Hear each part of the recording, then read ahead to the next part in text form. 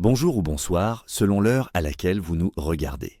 Je suis votre chroniqueur audio et animateur de podcast à l'ODJ Média. Aujourd'hui, je vous propose l'écoute fidèle d'une chronique signée Az Eddine Benani, intitulée « Sortir de l'illusion technologique, la voie frugale et systémique de l'intelligence artificielle » qu'on écoutera ensemble dans ce podcast.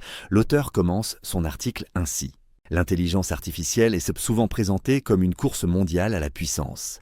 Modèles géants, data centers énergivores, volume de données toujours plus massifs. Cette représentation dominante est trompeuse. Elle confond progrès technologique et création de valeur, sophistication technique et transformation réelle.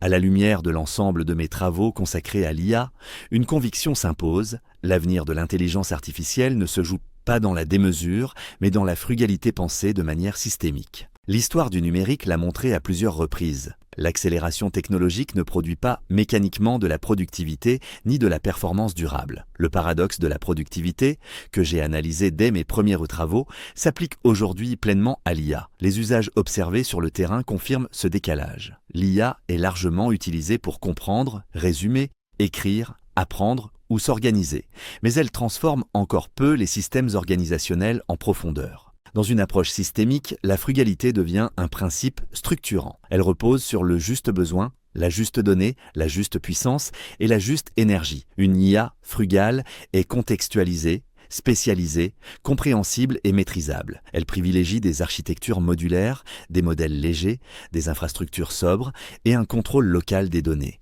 Elle s'oppose à la course aux méga-modèles et aux méga-data centers, économiquement coûteux et stratégiquement dépendants. Cette frugalité est aussi profondément sociale. Les travaux menés à travers les échanges citoyens et professionnels montrent que le principal enjeu n'est pas l'excès d'IA, mais l'inégalité d'accès au numérique. Pour de nombreux enfants et territoires, notamment en Afrique et au Maroc, le défi est d'abord l'inclusion. Inclure avant de réguler, équiper avant de contraindre, former avant d'interdire. Telle est la logique d'une IA frugale pensée comme un bien commun.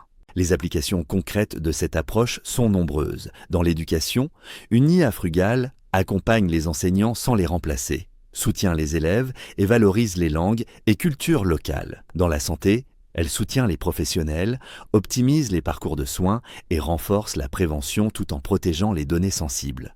Dans l'administration publique, elle automatise les tâches répétitives et redonne du temps à la relation humaine. Dans l'artisanat et les médias, elle contribue à la préservation du patrimoine et à la transmission des savoir-faire. Pour les PME, elle constitue un levier accessible de transformation digitale. L'IA frugale n'est pas une IA de second rang.